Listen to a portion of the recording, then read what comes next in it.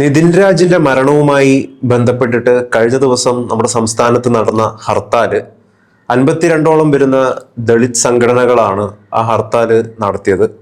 അതിനെ തുടർന്നുള്ള വിവാദങ്ങളാണ് ഇപ്പൊ സംസ്ഥാനത്ത് മുഴുവൻ നടക്കുന്നത്. പ്രത്യേകിച്ചും ഹൈക്കോടതിയുടെ അനുമതി, കോടതി പോലും ഹർത്താലിനെ വിമുഖമായിട്ട് നിലപാടുകൾ കൈക്കൊണ്ടിട്ടുള്ളതാണ്. കഴിഞ്ഞ ദിവസം സഞ്ചാര സ്വാതന്ത്ര്യം ഇല്ലാതാക്കിക്കൊണ്ട് ആംബുലൻസുകളെ തടഞ്ഞു, അതുപോലെ തന്നെ വിദ്യാർത്ഥികളെ തടഞ്ഞു. ഇത്തരത്തിലുള്ള കുറേയധികം സാഹചര്യങ്ങൾ രൂപപ്പെട്ടിട്ടുണ്ടായി. ഇതിന് പിന്നാലെയാണ് യഥാർത്ഥത്തിൽ നമുക്ക് കുറേയധികം ചോദ്യങ്ങൾ ചോദിക്കാനുള്ളത്. ഈ നിതിൻ രാജ്, ഇനിയൊരു നിതിൻ രാജ് നമ്മുടെ സംസ്ഥാനത്ത് ഉണ്ടാകരുത്. അങ്ങനെ ഉണ്ടാകാതിരിക്കാനായിട്ട് നമുക്ക് എന്ത് ചെയ്യാൻ പറ്റും? എങ്ങനെയാണ് അങ്ങ് വിലയിരുത്തുന്നത്? ഈ ജാതി എന്ന് പറയുന്ന ഒരു വിഷയത്തെ, അതിനെ സീരിയസ് ആയിട്ട്, അതിനെ വളരെ ശ്രദ്ധയോടുകൂടി മനസ്സിലാക്കാതെ വെറും പുറംമൂച്ചില് മാത്രമുള്ള ജാതിയെ നോക്കിക്കാണൽ മാത്രമായി പോകുന്നുണ്ടോ മലയാളി? ഇതിൽ ഗൗതമേ, അതില് 2-3 കാര്യങ്ങൾ ഒരുമിച്ച് നമ്മൾ മനസ്സിലാക്കേണ്ടിയിരിക്കുന്നു. ഇപ്പോ ഒരു തരത്തിലും ഇപ്പോ ഗതും പറഞ്ഞ പോലെ ക്യാമ്പസുകളിൽ നിന്നല്ല എവിടെയും ഒരു കുട്ടിയും ആക്രമിക്കപ്പെടാൻ പാടില്ല. ഏത് മാനസികമായിട്ടായാലും ശാരീരികമായിട്ടായാലും ഒരു തരത്തിലും അവഹേളിക്കപ്പെടാൻ പാടില്ല. ഒരു കുട്ടിയും ആത്മഹത്യ ചെയ്യാൻ പാടില്ല. ഒരു കുട്ടിയും കെട്ടി തൂക്കി കൊല്ലാനും പാടില്ല. ഇപ്പോൾ നമ്മള് കണ്ണൂരിലെ അഞ്ചരക്കണ്ടി, അതായത് മുഖ്യമന്ത്രിയുടെ സ്വന്തം മണ്ഡലമാണ്, ധർമ്മടത്ത് അഞ്ചരക്കണ്ടിയിലാണ് ദന്തൽ കോളേജിൽ ഈ സംഭവം ഉണ്ടായത്. അതിനു മുമ്പായിക്കൊണ്ട് കോഴിക്കോട് വെറ്റിനറി കോളേജിലെ സിദ്ധാർത്ഥിന്റെ മരണം, അതിനു മുമ്പായി വിഷ്ണു പ്രണോയിനെ തല്ലിക്കൊന്ന് കെട്ടിത്തൂക്കിയതാണ്.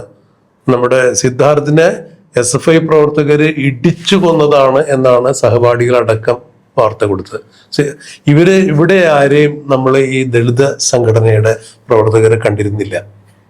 നിതിൻ രാജ് ദളിതനായതിന്റെ പേരിൽ അത്തരത്തിലൊരു അവഹേളനം നിതിൻ രാജിനുണ്ടായി. അതുകൊണ്ടാണ് അദ്ദേഹം ആ കുട്ടിയെ ആത്മഹത്യ ചെയ്തത് എന്നാണ് പറയപ്പെടുന്നത്. എന്നാൽ ഈ കുട്ടിയെ ജാതീയമായി അവഹേളിച്ചു എന്ന് പറയുന്ന ഈ റാമും ദളിതൻ തന്നെയാണ്. ജാതീയമായി അധിക്ഷേപിച്ചു എന്ന് പറയുമ്പോൾ ഒരു ദളിതൻ മറ്റൊരു ദളിതനെ ജാതീയമായി അധിക്ഷേപിച്ചാലും അത് അവഹേളനം തന്നെയാണ്, യാതൊരു തർക്കമില്ല. പക്ഷെ ഇപ്പൊ പോലീസ് എടുത്തിരിക്കുന്ന കേസാകട്ടെ ഈ ഓൺലൈൻ ആപ്പ് വഴി എടുത്ത ആ ഒരു ബാധ്യതയുടെ പേരിലാണ് ഇയാൾക്ക് മരണത്തിലേക്ക് പോകേണ്ടി വന്നത് എന്നാണ് പറയുന്നത്. പോലീസ് കേസ് അങ്ങനെയാണ്. അപ്പോൾ ഈ ലോൺ എടുക്കുന്നതുമായി ബന്ധപ്പെട്ട് തൻ്റെ ഒരു ഫാക്കൽറ്റിയുടെ നമ്പർ കൊടുക്കുന്നു, സംഗീത മിസ്സിന്റെ നമ്പർ കൊടുക്കുന്നു. ഇവരെ വിളിച്ച്, ലോൺകാരെ വിളിച്ച് ഭീഷണിപ്പെടുത്തുന്ന സാഹചര്യം ഉണ്ടായി. കുടുംബത്തിൽ ബുദ്ധിമുട്ടുണ്ടായപ്പോൾ അവർ പ്രിൻസിപ്പലിന്റെ അടുത്ത് കംപ്ലൈന്റ് ചെയ്യുന്നു. അങ്ങനെ ഈ കുട്ടി വിളിച്ച് ചോദ്യം ചെയ്തു എന്നുള്ളത് പറയുന്നു. അത് എല്ലാം ഔദ്യോഗികമായി നടക്കേണ്ട കാര്യങ്ങൾ തന്നെയാണ്. ഒരു കുട്ടി അങ്ങനെ അനുവാദമില്ലാതെ ഈ ടീച്ചറുടെ നമ്പർ കൊടുത്തിട്ടുണ്ടെങ്കിൽ അവർ ലോൺ ആപ്പുകാരെ ടീച്ചറിനെ വിളിച്ചിട്ട് ഭീഷണിപ്പെടുത്തി കാണാം. പക്ഷെ അതുകൊണ്ട് ഒരു കാരണവശാലും കുട്ടിയെ ജാതീയമായി ആക്ഷേപിക്കാൻ പാടില്ല, കുട്ടിയെ മരണത്തിലേക്ക് തള്ളിവിടുന്ന രീതിയിൽ അദ്ദേഹത്തെ പരസ്യമായിട്ട് അങ്ങനെ വിചാരണ ചെയ്യാനും പാടില്ല. ഇവിടെ നടന്നിരിക്കുന്നത് പറഞ്ഞോളൂ. ഇവിടെ നിതിൻ രാജിനെ, ഇനിയൊരു നിതിൻ രാജ് കേരളത്തിൽ ഉണ്ടാകരുത്. പക്ഷെ പല രീതിയിൽ ഇത്തരത്തിൽ തുടർ സംഭവങ്ങൾ ഉണ്ടായിക്കൊണ്ടേയിരിക്കുകയാണ്. നമ്മൾ ഹർത്താൽ നടത്തുന്നു, ജാതീയതക്കെതിരെ ഭയങ്കരമായിട്ടുള്ള പോരാട്ടം നയിക്കുന്നു. പക്ഷെ ഇത് അവസാനിക്കുന്നില്ല. ശ്രീനാരായണ ഗുരുവൊക്കെ രൂപപ്പെടുത്തിയ കേരളത്തിന്റെ ഒരു സാമൂഹിക ഐക്യത്തില് ഈ ജാതീയത ഇപ്പോഴും നിലനിൽക്കുന്നു എന്ന് പറയുന്നത് ഒരു വസ്തുതയായിട്ട് നിലനിൽക്കുകയാണ്. ഇവിടെ നമുക്കറിയാം, രോഹിത് വെമുല എന്ന് പറയുന്ന വിദ്യാർത്ഥി ഹൈദരാബാദ് യൂണിവേഴ്സിറ്റിയിലെ, അത് ഇന്ത്യ മൊത്തം ശ്രദ്ധിക്കപ്പെട്ടിട്ടുള്ള ഒരു വലിയൊരു ആത്മഹത്യയായിരുന്നു. ഒരു ദളിത് കുടുംബത്തിൽ തന്നെ പറഞ്ഞ ഒരാളായിരുന്നു. ഈ രോഹിത് വെമുലയുടെ ഈ ഡെത്ത് നോട്ടില്, ഈ ആത്മഹത്യാ കുറിപ്പില് അയാൾ കൃത്യമായിട്ട് സൂചിപ്പിക്കുന്ന കുറച്ച് വരികളുണ്ട് ഈ ജാതിയുമായി ബന്ധപ്പെട്ടിട്ട്. അതിൽ പറയുന്നത്, മനുഷ്യന്റെ മൂല്യം നിർണയിക്കപ്പെടുന്നത് അവന്റെ സ്വത്വത്തിന്റെ അടിസ്ഥാനത്തിലാണ്, അവന്റെ സാധ്യതകളുടെ അടിസ്ഥാനത്തിലാണ്. അതൊരു വോട്ടിലേക്കും കേവലം നമ്പറുകളിലേക്കും ഒരു വസ്തുവിലേക്കും ഒതുങ്ങുന്നു. നമ്മളെല്ലാം രൂപപ്പെടുത്തിയിരിക്കുന്നത്, അല്ലെങ്കിൽ നമ്മളെല്ലാം ഒരു നക്ഷത്ര കണത്തിന്റെ ഉൽപ്പന്നമാണ് എന്ന് മനസ്സിലാക്കാനായിട്ട് മനുഷ്യൻ മറന്നു പോകുന്നു. അതിപ്പം ഏത് മേഖലയിലായാലും അത്തരത്തിലുള്ള ഒരു തിരിച്ചറിവ് മനുഷ്യൻ ഉണ്ടാവുന്നില്ല. നമ്മൾ കേവലം ഒരു വസ്തുവാണ്, എനിക്ക് എത്രത്തോളം സമ്പത്തുണ്ട്, എൻ്റെ നിറം എത്രമാത്രം നല്ലതാണ്, ഞാൻ എത്ര മികച്ച രീതിയിൽ പെർഫോം ചെയ്യുന്നുണ്ട്, ഇതിന്റെയൊക്കെ അടിസ്ഥാനത്തിലാണ് മനുഷ്യൻ എന്ന നിലയിൽ നമുക്ക് മാർക്ക് ഇടുന്നത്. അപ്പൊ സ്വാഭാവികമായിട്ടും നമ്മുടെ എല്ലാവരുടെയും ഉള്ളിൽ ജാതി ഉണ്ട് എന്നല്ലേ മനസ്സിലാക്കേണ്ടത്. അല്ല, ജാതീയമായ വേർതിരിവ് ആ ക്ലാസിഫിക്കേഷൻ ഇന്നും കേരളത്തിൽ, ഇന്ത്യയിൽ നല്ലോണം ഉണ്ട്. പക്ഷെ ഒരാളുടെ തൊലിയുടെ നിറത്തിന്റെയോ അല്ലെങ്കിൽ സമ്പത്തിന്റെയോ ഒക്കെ അടിസ്ഥാനത്തിൽ മാത്രമാണ് അവരെയൊക്കെ അംഗീകരിക്കപ്പെടുന്നത് എന്ന് പറയുമ്പോൾ അത് പൂർണ്ണമായിട്ടും നമുക്ക് ശരിയാണെന്ന് പറയാൻ പറ്റില്ല. അങ്ങനെയുണ്ട്, അങ്ങനെ നടക്കുന്നുണ്ട്. അങ്ങനെയാണെങ്കിൽ ഇപ്പൊ കറുത്തവനായതിന്റെ പേരിലാണ് അംഗീകരിക്കുന്നില്ല എന്നുണ്ടെങ്കിൽ തൊലിയുടെ നിറം മഹാത്മാഗാന്ധിയുടെ കറുത്ത നിറം തന്നെയായിരുന്നു. അപ്പൊ അദ്ദേഹത്തെ നമ്മളിപ്പോഴും മഹാത്മാഗാന്ധി എന്ന് തന്നെയാണ് വിശേഷിപ്പിക്കുന്നത്. അങ്ങനെ തന്നെ അംഗീകരിക്കുന്നുണ്ട്. ഗാന്ധിസമായിട്ട് ചിലപ്പോൾ നമുക്ക് ആദർശപരമായിട്ട് വിയോജിപ്പുണ്ടെങ്കിലും അദ്ദേഹത്തെ നമ്മൾ ഒരു കാരണവശാലും അംഗീകരിക്കാതിരുന്നിട്ടില്ല. ഡോക്ടർ അംബേദ്കർ അദ്ദേഹം വളർന്നു വരുന്ന സാഹചര്യത്തിൽ സ്കൂളിൽ നിന്ന് കുടിവെള്ളം പോലും എടുത്ത് കുടിക്കാൻ അദ്ദേഹത്തിന് അനുവാദം ഉണ്ടായിരുന്നില്ല. അതിന്റെ പേരിൽ ശിക്ഷിക്കപ്പെട്ടിട്ടുണ്ട്. കയ്യിലേക്ക് വെള്ളം ഒഴിച്ചു കൊടുത്തിട്ടുണ്ട്. സ്കൂളിലെ കുടിവെള്ളത്തിൽ നിന്ന് അദ്ദേഹം പാത്രം കൊണ്ട് എടുക്കാൻ പോയപ്പോൾ കടുത്ത ശിക്ഷ ഏറ്റുവാങ്ങേണ്ടി വന്നിട്ടുണ്ട്. അപ്പൊ അന്ന് ജാതീയമായിട്ടുള്ള ആ വേർതിരിവുകള് അന്ന് അവിടെ ആരംഭിച്ചു, ഇന്നുണ്ട്. പൗരാണിക ഭാരതത്തിലുണ്ട്, ഇന്നിപ്പോ ആധുനിക ഭാരതത്തിൽ നിലനിൽക്കുന്നു, കേരളത്തിലും അത് വിശിഷ്യായിട്ട് നിലനിൽക്കുന്നുണ്ട്. ഇപ്പൊ ഗൗതം പറഞ്ഞ പോലെ ശ്രീനാരായണ ഗുരുദേവനെ പോലുള്ള ആളുകളൊക്കെ ജാതിക്കെതിരായിട്ട് അനീതി തന്നെയാണ്, ജാതീയത എന്ന് പറഞ്ഞാൽ അത് അനീതി തന്നെയാണ്, കൊടിയ വഞ്ചനയാണെന്ന് പറഞ്ഞുകൊണ്ട് അതിനെതിരെ തന്നെയാണ് വിപ്ലവം. എനിക്ക് തോന്നുന്നു കേരളത്തിലെ ആദ്യത്തെ സമാധാന വിപ്ലവം എന്ന് വെച്ചത് ശ്രീനാരായണ ഗുരു തന്നെയാണ്. രക്തരഹിതമായ വിപ്ലവം, സമാധാന വിപ്ലവം, ഒരു ജാതി ഒരു മതം ഒരു ദൈവം മനുഷ്യൻ എന്നൊക്കെ പറഞ്ഞത് അദ്ദേഹം തന്നെയാണ്. പക്ഷെ ഈ ജാതീയതയിൽ ഊന്നിക്കൊണ്ടുള്ള, ഇപ്പൊ ഞാൻ ഉയർന്ന ജാതിയാണ് എന്നുള്ളൊരു സത്വബോധം എനിക്ക് ഉണ്ടായി കഴിഞ്ഞാൽ അതിൽ പരം വേറെ അവിവേകം വേറെ ഒന്നും ഇല്ല എന്നുള്ളതാണ് എന്നെ സംബന്ധിച്ച് എനിക്ക് തോന്നി. ഇപ്പൊ ഞാൻ വ്യക്തിപരമായിട്ട് ഒരാളുടെയും ജാതി ചോദിക്കുകയോ ഒരാളുടെ ജാതി അറിയാനോ ഒട്ടും താല്പര്യമില്ലാത്ത ഒരാളാണ്. പക്ഷെ എൻ്റെ ഒരു മനസ്സിലാക്കലിൽ നമ്മുടെ എല്ലാവരുടെയും ഉള്ളിൽ ജാതി ഉണ്ടെന്നുള്ളതാണ്. ഇപ്പൊ ചെറിയൊരു ഉദാഹരണത്തിന്, ഒരു BMW കാറുള്ള, ഒരു വലിയ കൊട്ടാരം പോലത്തെ വീടുള്ള, അതിസമ്പന്നതയിൽ ജീവിക്കുന്ന ഒരാളോട് നമ്മൾ കാണിക്കുന്ന ഒരു പരിഗണനയും ഒരു ചേരിയിലുള്ള അല്ലെങ്കിൽ ഒരു ബെഗറിനോട് നമ്മൾ സ്വീകരിക്കുന്ന സമീപനവും തമ്മിൽ വലിയ വ്യത്യാസമുണ്ട്. ഇവർ രണ്ടുപേരെയും തുല്യരായിട്ട് നമുക്ക് കാണാൻ പറ്റും.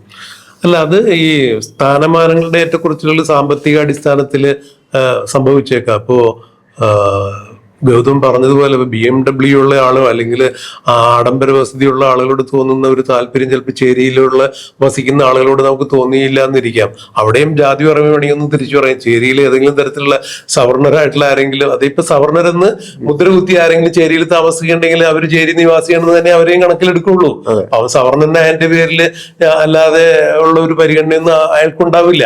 പക്ഷെ ഇവിടെ മാറേണ്ട ചില കാര്യങ്ങളായിട്ട് എനിക്ക് തോന്നിയിട്ടുള്ള കാര്യം, നമ്മളിൽ പലർക്കും പല രീതിയിലുള്ള അപകർഷതകളുണ്ട്, ഉത്കർഷ ചിന്തകളുണ്ട്. അതായത് ഞാൻ കുറെ വായിച്ചിട്ടുണ്ട്, അല്ലെങ്കിൽ ഞാൻ കുറച്ച് പഠിച്ചിട്ടുണ്ട്, എനിക്ക് ആ ഡിഗ്രി ഉണ്ട്, എനിക്ക് ഇന്ന ബന്ധങ്ങളുണ്ടെന്നുള്ള ഒരു ഉത്കൃഷ്ട ചിന്ത പലപ്പോഴും മനുഷ്യനെ നയിക്കുന്നുണ്ട്. അതുപോലെ എനിക്ക് ഇന്ന കുറവുകളൊക്കെ ഉണ്ട്, ഞാൻ കറുത്തിട്ടാണ്, അല്ലെങ്കിൽ എനിക്ക് വേണ്ടത്ര ഉയരമില്ല, അല്ലെങ്കിൽ വേണ്ടത്ര സൗന്ദര്യമില്ല എന്നൊക്കെ ഉള്ള അങ്ങനെയുള്ള അപകർഷതകൾ, അല്ലെങ്കിൽ ഞാൻ ജാതിയിൽ ചെറിയവനാണ് എന്നുള്ള അപകർഷതാ ബോധമൊക്കെ പലരെയും നയിക്കുന്നുണ്ട്.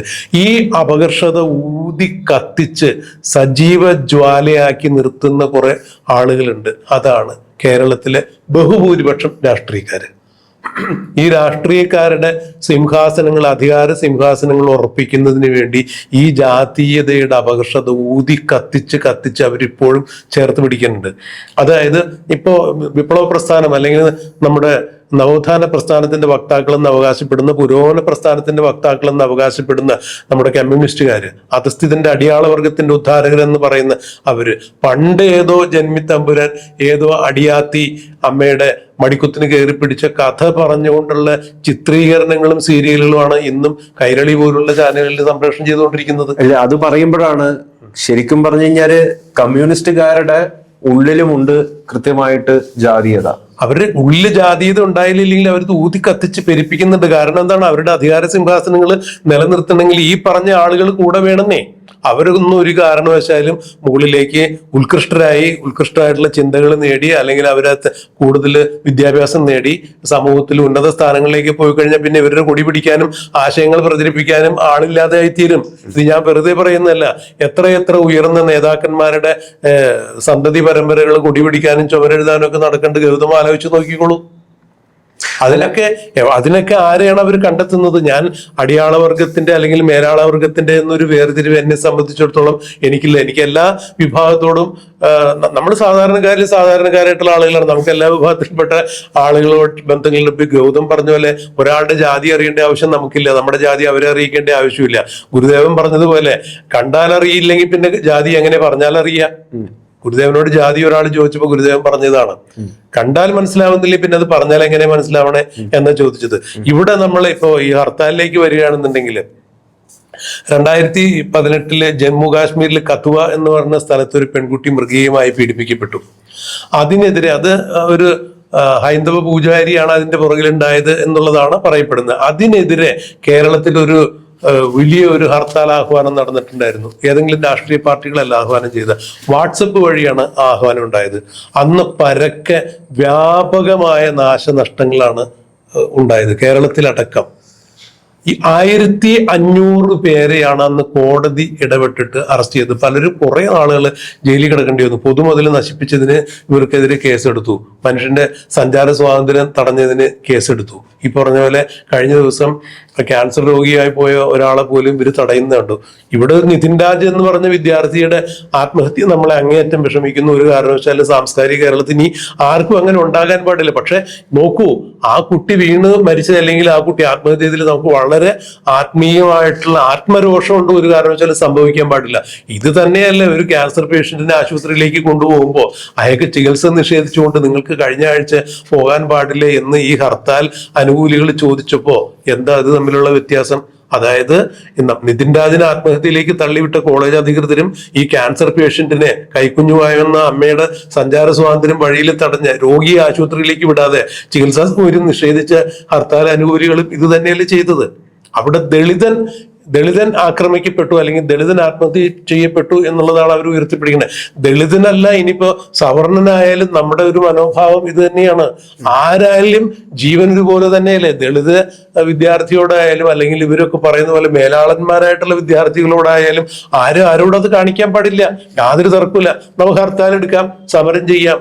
നമുക്ക് ഭരണഘടന അനുശാസിക്കുന്ന രീതിയിൽ സ്വാതന്ത്ര്യമുണ്ട് നമുക്ക് അതിനൊക്കെ സമരം ചെയ്യാനായിട്ട്. പക്ഷെ അത് സമാധാനപരമായിരിക്കണം. മറ്റുള്ള ഒരുത്തന്റെ സഞ്ചാര സ്വാതന്ത്ര്യത്തിലേക്കോ കടന്നു കയറിക്കൊണ്ട് അവന്റെ വഴി മുടക്കുന്ന, അവന്റെ ജീവിതമാർഗം മുടക്കുന്ന തരത്തിലേക്കുള്ള സമരപരിപാടികൾ പാടില്ല എന്ന് ബഹുമാനപ്പെട്ട കോടതി തന്നെ, സുപ്രീം കോടതി തന്നെ നിർദ്ദേശിച്ചിട്ടുണ്ട്. അങ്ങനെയാണെങ്കിൽ ഇവർ ചെയ്ത ഈ സമരങ്ങളെല്ലാം സമര ആഭാസം, കോടതി അലക്ഷ്യമാണ്. ഇപ്പൊ കോടതി സ്വമേധയാ ഇടപെട്ടിട്ടുണ്ട്, കേസെടുത്തിട്ടുണ്ട്. DGPയോട് ചോദിച്ചു എന്ത് നടപടി സ്വീകരിച്ചെന്ന് പറഞ്ഞാൽ കണ്ടാലറിയാവുന്ന ഇത്ര ആളുകൾക്ക് CCTVയുടെ ദൃശ്യങ്ങൾ കണക്കിലെടുത്തുകൊണ്ട് കേസ് എടുക്കുകയാണെന്നാണ് DGP കോടതിയെ അറിയിച്ചേക്കുന്നത്. ഇനി മറ്റൊരു കാര്യം കൂടി ഞാൻ ഗൗതമനോടൊന്ന് ചോദിക്കട്ടെ. ഈ ദളിതരായിട്ടുള്ള ഈ വിദ്യാർത്ഥി വീണ് മരിച്ചതിൽ എനിക്കും ഗൗതമനും കേരളത്തിലെ എല്ലാ സമൂഹത്തിലുള്ള എല്ലാ ആളുകൾക്കും വിഷമമുണ്ട്. അങ്ങനെയാണെങ്കിൽ എന്തുകൊണ്ടാണ് ഈ ദളിത് വിദ്യാർത്ഥി വീണ് മരിച്ചിട്ട് ആ വിദ്യാർത്ഥിയുടെ മരണത്തിന് കാരണക്കാരായിട്ടുള്ള ആളുകൾ ഇപ്പോഴും പോലീസിന് കണ്ടെത്താൻ സാധിച്ചിട്ടില്ല? പോലീസ് മന്ത്രി ആരാണ്? ബഹുമാന്യനായ മുഖ്യമന്ത്രിയാണ്. സംഗീതയ്ക്ക് കഴിഞ്ഞ ദിവസം ജാമ്യം നൽകി. അതെ, ഇപ്പൊ ഈ റാമിനെ കണ്ടെത്താൻ സാധിച്ചിട്ടില്ല. അപ്പൊ ബഹുമാന്യനായ മുഖ്യമന്ത്രിയാണ് പോലീസ് വകുപ്പ് മന്ത്രി, ആഭ്യന്തര വകുപ്പ് മന്ത്രി. മുഖ്യമന്ത്രിയുടെ മണ്ഡലത്തിലാണ് ഈ കേസ് നടന്നേക്കുന്നത്. ഇവിടെ ഒന്ന് പറഞ്ഞ് പൂർത്തീകരിച്ചോട്ടെ, എന്നിട്ട് പറയാം. അങ്ങനെയെങ്കിൽ ഈ കേസിന് ആസ്പദമായ സംഭവം നടന്നപ്പോൾ അതിന് പ്രതികളെ കണ്ടെത്താൻ പറ്റാത്ത ആഭ്യന്തര വകുപ്പ് മന്ത്രി എന്ന രീതിയിൽ മുഖ്യമന്ത്രി താമസിക്കുന്ന ക്ലിഫ് ഹൗസിലേക്കോ അല്ലാന്നുണ്ടെങ്കിൽ വേണ്ടത്ര രീതിയിൽ കാര്യക്ഷമമായിട്ട് അന്വേഷിക്കുന്നില്ല എന്നുള്ള ഒരു കാര്യം ചൂണ്ടിക്കാണിച്ചുകൊണ്ട് DGP ഓഫീസിലേക്ക് എന്തുകൊണ്ട് ഒരു മാർച്ച് നടത്തിയില്ല? എന്തുകൊണ്ട് അങ്ങോട്ട് ഹർത്താൽ ചെയ്യുന്നില്ല? അത് അടപ്പിക്കാൻ നോക്കിയില്ല? വിവരം അറിയും, അടി കിട്ടുമെന്നറിയാം. അപ്പോ സാധാരണക്കാരായിട്ടുള്ള ആളുകള്, നിരാശരായിട്ടുള്ള ആളുകള് പണിയെടുക്കുന്ന സ്ഥാപനങ്ങളിലേക്ക് ചെന്ന് അത് അടപ്പിക്കുക. അല്ല എന്നുണ്ടെങ്കിൽ ഇങ്ങനെ ആശുപത്രിയിലേക്ക് പോണ ആളുകളെയൊക്കെ വഴി തടയുക, ഇതിനൊന്നും ആർക്കും അധികാരമില്ല. ഈ നിതിൻ രാജ് എന്ന് പറഞ്ഞ കുട്ടി അവിടെ ആത്മഹത്യ ചെയ്തതിൽ നമുക്ക് എല്ലാവർക്കും സങ്കടമുണ്ട്. ഒരു കാരണവശാലും സംഭവിക്കാൻ പാടില്ല. പ്രതികൾ ആരൊക്കെയാണെന്ന് കണ്ട് അവരെ കണ്ടെത്തി മാതൃകാപരമായി ശിക്ഷിക്കണം. അതിന് ഹർത്താൽ നടത്താൻ യാതൊരു തർക്കവും നമ്മൾ പറയുന്നില്ല. പക്ഷേ സഞ്ചാര സ്വാതന്ത്ര്യം നിഷേധിച്ചുകൊണ്ട്, രോഗികൾക്ക് മരുന്ന് വാങ്ങിക്കാൻ പോകാനുള്ള സ്വാതന്ത്ര്യം നിഷേധിച്ചുകൊണ്ട്, അവരുടെ അവകാശം നിഷേധിച്ചുകൊണ്ട്, വ്യക്തിപരമായ അവകാശം നിഷേധിച്ചുകൊണ്ട്, ഭരണഘടനാപരമായ സ്വാതന്ത്ര്യം നിഷേധിച്ചുകൊണ്ട് നടത്തുന്ന ഇതിന് അപഹാസ്യം എന്ന് പറയാൻ പറ്റുള്ളൂ. ഇവിടെ മധു മരിച്ചിട്ടുണ്ട്. മധു മരിക്കുകയല്ല ചെയ്തത്, അദ്ദേഹത്തെ മോഷ്ടിച്ചു എന്നത് വിശന്നിട്ട് അരി മോഷ്ടിച്ചു എന്നതിന്റെ പേരിൽ തല്ലിക്കൊല്ലുകയാണ് ചെയ്തത്. അന്ന് ആദിവാസി വിഭാഗത്തിലായതുകൊണ്ടോ ആണോ എന്നറിയില്ല, കേരളം മുഴുവൻ ഒരു ഹർത്താലിന് ഒരു രാഷ്ട്രീയ പാർട്ടിയും ആഹ്വാനം ചെയ്തില്ല. നമുക്കറിയാം, നമ്മുടെ രാഷ്ട്രപതി എന്ന് പറയുന്നത് വനവാസി വിഭാഗത്തിൽ നിന്ന് വരുന്ന ഒരു സ്ത്രീയാണ്. ഇന്ത്യയുടെ ആദ്യത്തെ പ്രഥമ വനിത എന്ന് പറയുന്നത്. അപ്പം അതിലൂടെയൊക്കെ ഇന്ത്യ മുമ്പോട്ട് വെക്കുന്ന അല്ലെങ്കിൽ പറയാൻ ശ്രമിക്കുന്ന ഒരു പ്രത്യേകമായിട്ടുള്ള ഒരു രാഷ്ട്രീയമുണ്ട്, ഒരു സന്ദേശമുണ്ട്. തീർച്ചയായിട്ടും അത്തരത്തിലൊരു സന്ദേശമുണ്ട്. അങ്ങനെയൊക്കെയുള്ള ഒരു സാഹചര്യത്തിലാണ് കേരളത്തിൽ നിന്ന് ഉത്തരേന്ത്യയിലൊക്കെ അല്ലെങ്കിൽ മറ്റു പല സംസ്ഥാനങ്ങളിലൊക്കെ കാണുന്ന പോലുള്ള ജാതീയ അധിക്ഷേപം ഉണ്ടാകുന്നു എന്ന് പറയുന്നത്. ഇവിടെ ഒരു കൺഫ്യൂഷൻ എന്താണെന്ന് വെച്ച് കഴിഞ്ഞാല്, ഈ അധിക്ഷേപിച്ചു, ജാതിപരമായിട്ട് അധിക്ഷേപിച്ചു, നിറത്തിന്റെ പേരിൽ കളിയാക്കി, പേപ്പട്ടിന്നോ അങ്ങനെ എന്തൊക്കെയോ വിളിച്ചു ഈ കുട്ടിയെ എന്നാണ് പറയുന്നത്. ഇദ്ദേഹവും ദളിതനാണെങ്കിൽ പിന്നെ അപ്പൊ ഇദ്ദേഹം നടത്തിയത് ജാതി അധിക്ഷേപമാണോ? തീർച്ചയായിട്ടും അല്ല. SC/ST അട്രോസിറ്റി ആക്ട് എന്ന് പറയുന്നത് ജാതീയമായ അധിക്ഷേപം, ഒരു SC/ST വിഭാഗക്കാരനായ ഒരാള്, ആ വിഭാഗത്തിൽപ്പെട്ട ഒരാളെ അങ്ങനെ തന്നെ പറഞ്ഞാലും ജാതീയമായ അധിക്ഷേപം തന്നെയാണല്ലോ. അതെങ്ങനെ അല്ലാതെ ആവും? അതായത് സ്വജാതിയിലുള്ള ആളെ ജാതീയമായി നീ കറുത്തിട്ടാണെന്നോ മറ്റേതെങ്കിലും തരത്തിൽ പറഞ്ഞു കഴിഞ്ഞാൽ അതൊരിക്കലും ന്യായീകരിക്കപ്പെടുന്നല്ല, ലഘൂകരിക്കപ്പെടുന്നില്ല. വ്യക്തി സ്വാതന്ത്ര്യത്തിലേക്കുള്ള കടന്നുകയറ്റമാണ് അത് തീർച്ചയായിട്ടും അംഗീകരിക്കുന്നല്ല, ഭരണഘടനാ വിരുദ്ധം തന്നെയാണ്. അപ്പൊ തീർച്ചയായും ആ SC/ST അട്രോസിറ്റി ആക്ട് പ്രകാരം അതിന് കേസെടുക്കും, അതിന് യാതൊരു തർക്കമില്ല. പക്ഷേ അങ്ങനെ ഇപ്പൊ നമ്മുടെ ചോദ്യം, അങ്ങനെയെങ്കിൽ SC/ST അട്രോസിറ്റി ആക്ട് പ്രകാരം കേസെടുത്തിട്ടുണ്ടെങ്കിൽ ആ പ്രതിയെ കണ്ടുപിടിക്കാൻ ആഭ്യന്തര വകുപ്പിന് സാധിക്കുന്നില്ലെങ്കിൽ, ആഭ്യന്തര വകുപ്പിലെ മേധാവിയായ ആഭ്യന്തര വകുപ്പ് മന്ത്രി കൂടിയായ മുഖ്യമന്ത്രിയുടെ വസതിയിലേക്ക് എന്തുകൊണ്ട് ഇവർക്ക് ഹർത്താൽ നടത്താൻ പറ്റില്ല, മാർച്ച് നടത്താൻ പറ്റില്ല? എന്തുകൊണ്ട് DGPയുടെ ഓഫീസിലേക്ക് മാർച്ച് നടത്തിയില്ല? അല്ലാണ്ട് സാധാരണക്കാരനായ ആളുകളുടെ സഞ്ചാര സ്വാതന്ത്ര്യം നടക്കുക, അല്ലെങ്കിൽ ഉപജീവന മാർഗത്തിന് വേണ്ടി 10 രൂപയുടെ കച്ചവടം നടത്തുന്നതിന്റെ കച്ചവടം കൂട്ടിച്ചോട്ട് നിതിൻ രാജിന് നീതി കിട്ടണം എന്ന് പറയുന്നതിൽ എന്താണ് അർത്ഥമുള്ള? നിതിൻ രാജിന് നീതി കിട്ടണം എന്നുള്ളതിന് ആർക്കും കേരളത്തിലെ ഒരാൾക്കും തർക്കമില്ലെന്നേ. ഒരു കാരണവശാലും ഒരു ക്യാമ്പസിലും ഇതിനുണ്ടാകാൻ പാടില്ല. ഒരു കുട്ടിക്കും ഇത്തരത്തിലുള്ള ദുര്യോഗം ഉണ്ടാകാൻ പാടില്ല. അത് ദളിത് വിദ്യാർത്ഥിയായാലും മറ്റേത് വിദ്യാർത്ഥിയായാലും ഏത് വിഭാഗത്തിൽപ്പെട്ട കുട്ടിയായാലും ഒരു കാരണവശാലും ഉണ്ടാകാൻ പാടില്ല. അവിടെ ജാതിയും മതമൊന്നും അതിന് യാതൊരു വിഷയമില്ല. മനുഷ്യന്റെ ജീവന് വിലയുണ്ട്. ജീവനുള്ള മനുഷ്യന്റെ ജീവൻ എടുക്കത്തക്ക രീതിയിൽ ആർക്കും അധികാരമില്ല. ആരും അവഹേളിക്കാൻ പാടില്ല. ജാതിയുടെയോ തൊലിയുടെയോ വർണ്ണത്തിന്റെയോ വർഗത്തിന്റെയോ പേരിൽ ഒരാളെ പ്രശംസിക്കാനോ ഇകഴ്ത്താനോ പുകഴ്ത്താനോ ഒന്നും പാടില്ല. പുകഴ്ത്തുന്നവർ പുകഴ്ത്തിക്കോട്ടെ, കുഴപ്പമില്ല. പക്ഷെ ഒരു കാരണവശാലും ഒരാളെ മാനസികമായിട്ട് ഇകഴ്ത്തി അയാളുടെ ജീവിതം ഇല്ലാതാക്കുന്ന തരത്തിൽ ആര് പ്രവർത്തിച്ചിട്ടുണ്ടോ അവിടെ നടപടി ആവശ്യമാണ്. ആ നടപടി ആവശ്യത്തിന് സമരം ആയിക്കോട്ടെ, സ്വാതന്ത്ര്യമുള്ള രീതിയിൽ, സ്വാതന്ത്ര്യം അനുവദിക്കുന്ന രീതിയിൽ, ഭരണഘടന അനുവദിക്കുന്ന രീതിയിൽ സമരം ചെയ്യാന്നേ. മറ്റൊരാളുടെ ഗൗതമന്റെ സ്വാതന്ത്ര്യത്തിലേക്ക്, വ്യക്തി സ്വാതന്ത്ര്യത്തിലേക്ക് കടന്നു കയറാൻ എനിക്ക് അവകാശമില്ല. അത് ഞാൻ ചെയ്യുന്നുണ്ടെങ്കിൽ അത് ഭരണഘടനാ വിരുദ്ധം തന്നെയാണ്. അതായത് നിതിൻ രാജിനെ ആത്മഹത്യയിലേക്ക് തള്ളിവിട്ട കുറ്റം തന്നെയാണ് നിതിൻ രാജിന്റെ മരണത്തിൽ നീതി കിട്ടണം എന്ന് പറഞ്ഞുകൊണ്ട് ആ കാര്യത്തിൽ ഹർത്താൽ നടത്തിയ ആളുകൾ ക്യാൻസർ പേഷ്യന്റിന് ചികിത്സ നിഷേധിച്ചുകൊണ്ട് തടഞ്ഞത്. രണ്ടും ഒരേ കുറ്റം തന്നെയാണ്. ഇവിടെ മറ്റൊരു ജാതിയിലേക്ക് വരികയാണെങ്കിൽ കുറച്ചും കൂടി മനസ്സിലാക്കാനായിട്ട്, ഒരു ക്ലാസ് മുറിയിലുള്ള കുറേയധികം വിദ്യാർത്ഥികൾ, അതില് മിടുക്കരായിട്ട് ഫസ്റ്റ് റാങ്ക് മേടിക്കുന്ന വിദ്യാർത്ഥികൾ ഉണ്ടാവും, അല്ലെങ്കിൽ തോറ്റുപോകുന്ന ഏറ്റവും ലാസ്റ്റിലെത്തുന്ന വിദ്യാർത്ഥികളുണ്ടാവും. ഈ 2 വിദ്യാർത്ഥികളോടും ഒരു ടീച്ചർക്ക് ഉണ്ടാകുന്ന മനോഭാവം യഥാർത്ഥത്തിൽ ഒന്നായിരിക്കണം. പക്ഷെ ഇതില് 1ാം റാങ്കോ അല്ലെങ്കിൽ 2ാം റാങ്കോ മിടുക്കരായിട്ടുള്ള വിദ്യാർത്ഥിയോട് കുറച്ചധികം ഒരു ഇത് കാണിക്കുകയും മറ്റേയാളെ ഇകഴ്ത്തി നിർത്തുകയും ചെയ്യുകയാണെങ്കിൽ അവിടെ ഈ ജാതി എന്ന് പറയുന്ന ഒരു സംഗതി യഥാർത്ഥത്തിൽ രൂപപ്പെടുന്നില്ലേ? അല്ല, അവിടെ ജാതി മാത്രമല്ല ഗൗതം. നോക്കൂ, നമ്മൾ ഏത് പ്രൊഫഷനിലായാലും, അത് ടീച്ചിങ്ങിലായാലും ബിസിനസ്സിലായാലും മറ്റേത് പ്രൊഫഷനിലായാലും അതിനോട് നീതി. ഇപ്പോൾ വിദ്യാർത്ഥികളെ സംബന്ധിച്ചിടത്തോളം അവരുടെ ഉത്തരവാദിത്വം എന്താണ്? പഠിക്കുക എന്നുള്ളതാണ്. അപ്പൊ ഒരു അധ്യാപകനെ സംബന്ധിച്ചിടത്തോളം അയാൾ ചൊല്ലിക്കൊടുക്കുന്ന പാഠങ്ങൾ കൃത്യമായിട്ട് മനസ്സിലാക്കുകയും അതിന് കൃത്യമായ രീതിയിൽ പ്രോഗ്രസീവായിട്ട് റിസൾട്ട് ഉണ്ടാക്കുന്ന കുട്ടികളോട് അവർക്കൊരു താല്പര്യം കൂടുതലുണ്ടായിരിക്കും. പഠിക്കാത്ത കുട്ടികളോട്, പഠിക്കുന്ന കുട്ടികളോട് കാണിക്കുന്ന അത്ര താല്പര്യം ചിലപ്പോൾ കാണിച്ചെന്നിരിക്കും. അത് വ്യക്തിപരമായിട്ടുള്ള അധിക്ഷേപമല്ല. പാഠങ്ങൾ പഠിക്കുന്ന കുട്ടിയോട് പഠിപ്പിക്കുന്ന അധ്യാപകർക്ക് ഒരു പ്രത്യേക വാത്സല്യം ഉണ്ടായിരിക്കും. പക്ഷെ വ്യക്തിപരമായി എല്ലാ കുട്ടികളോടും ഒരുപോലെ തന്നെയായിരിക്കും അവർ പെരുമാറുക. അതിനെയൊന്നും ജാതീയമായ രീതിയിൽ വിലയിരുത്തപ്പെടാൻ ഒരു കാരണവശാലും സാധിക്കില്ല. പക്ഷെ ഇവിടെ ഈ റാം എന്ന് പറയുന്ന അധ്യാപകൻ ആ രീതിയിലാണ് ഈ നിതിൻ രാജിനെ കണ്ടു എന്നാണ് ഇവരുടെ സഹപാഠികളൊക്കെ ഇപ്പം മാധ്യമങ്ങൾക്കൊക്കെ നൽകിയ ബൈറ്റിൽ പറയും. അല്ല, അതൊന്നും നമ്മൾ നിഷേധിക്കുന്നില്ല. അങ്ങനെ ഉണ്ടായിട്ടുണ്ടെങ്കിൽ അത് ഉണ്ടാകാൻ പാടില്ല എന്നാണ് നമ്മൾ പറയുന്നത്. നിതിൻ രാജിന്റെ മരണത്തിന് കാരണക്കാരായിട്ടുള്ള ആളുകളെ കണ്ടെത്തണം, മാതൃകാപരമായി ശിക്ഷിക്കണം. അതിന് നമുക്ക് യാതൊരു തരത്തിലുള്ള എതിരഭിപ്രായങ്ങളില്ല. പക്ഷെ അതിന്റെ പേരിൽ കാണിച്ചു കൂട്ടിയ സമരാഭാസങ്ങളോട് ഒരു കാരണവശാലും നമുക്ക് അനുകൂലിക്കാൻ സാധിക്കില്ല. ആശുപത്രി പോണ രോഗിക്ക്, ക്യാൻസർ പേഷ്യന്റിന് ചികിത്സ അത്യാവശ്യമുള്ള ഒരാൾക്ക് അയാൾ എന്തിനാണ് പോണത്? കീമോ തെറാപ്പി ചെയ്യാനാണോ എന്ന് ഇവർക്ക് അറിയില്ലല്ലോ. അയാൾ പറഞ്ഞു എനിക്ക് മരുന്ന് വേണം, മരുന്ന് ഇന്ന് പോകേണ്ട തീയതിയാണ് എന്നൊക്കെ പറഞ്ഞിട്ടും നിനക്ക് കഴിഞ്ഞ ആഴ്ച പോകാൻ പാടുണ്ടായിരുന്നില്ലേ, ഹർത്താലാണെന്ന് അറിയില്ലേ എന്നൊക്കെ ചോദിക്കുമ്പോൾ അത് സാംസ്കാരിക ശൂന്യമാണ്, മനുഷ്യത്വ ശൂന്യമായിട്ടുള്ള പ്രവൃത്തിയാണ്. അതൊരു കാരണവശാലും അംഗീകരിക്കാൻ പാടില്ല. സമരം ചെയ്യാൻ നമുക്ക് ഭരണഘടനാപരമായ സ്വാതന്ത്ര്യമുണ്ട്, അവകാശമുണ്ട്, അതൊക്കെ വേണം. അത് മറ്റൊരാളുടെ സ്വാതന്ത്ര്യത്തെ ഹനിച്ചുകൊണ്ടായിരിക്കരുത്.